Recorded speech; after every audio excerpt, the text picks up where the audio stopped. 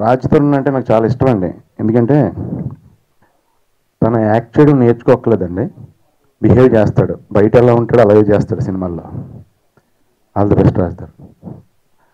And ఈ cinema, ఈ సీతమ్మందాలు రామయ్య చిత్రాల తర్వాత రాజ్ తరుణ్కి ఇలాంటి ఇప్పుడు దాకా చేసిన అన్ని వెరైటీ చిత్రాలు తను ఇలాంటి చిత్రమైన చిత్రాలు ఇంకా రావాలని మనస్ఫూర్తిగా కోరుకుంటున్నాను. అండ్ ప్రొడ్యూసర్స్ శైలేంద్ర గారు, శ్రీధర్ గారు, హరీష్ గారు, వీళ్ళందరికీ కూడా 2-3 చిత్రాలకు వచ్చిన కలెక్షన్ ఒక్క చిత్రానికి రావాలని కోరుకుంటున్నాను మనస్ఫూర్తిగా.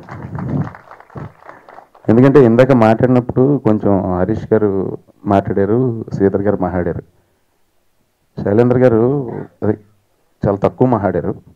అంటే ఆయన పేరులోనే షై ఉంది కదా, అందుకే మేబీ అనుకున్నా. కానీ ఆయన వాయిస్ నాకు బాగా నచ్చింది. వాయిస్లో బేస్ ఉందని.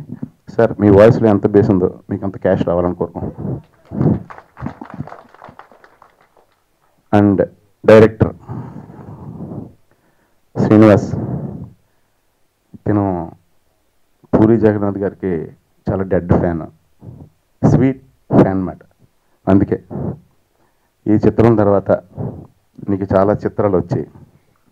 నువ్వు పూరి గారికి స్వీట్ ఫ్యాను కాబట్టి ఒక పూరి గారి పేరులో కొంత పెట్టుకుని, అలాగే అలాగే నీ స్వీట్నెస్, ఆయన మీద ఉన్న నీకు అభిమానం ఎంత ఉందో ఆ స్వీట్నెస్ దానికి కలిపి ఆయన పూరి జగన్నాథ్ గారు అయితే నువ్వు కోవపూరి శ్రీనివాస్గా వర్ధిల్లాలని కోరుకుంటున్నాను. అప్పు అయిపోయింది బ్రేకప్, అబ్బి అబ్బి నీతో అవుతా ప్యాచ్ అప్.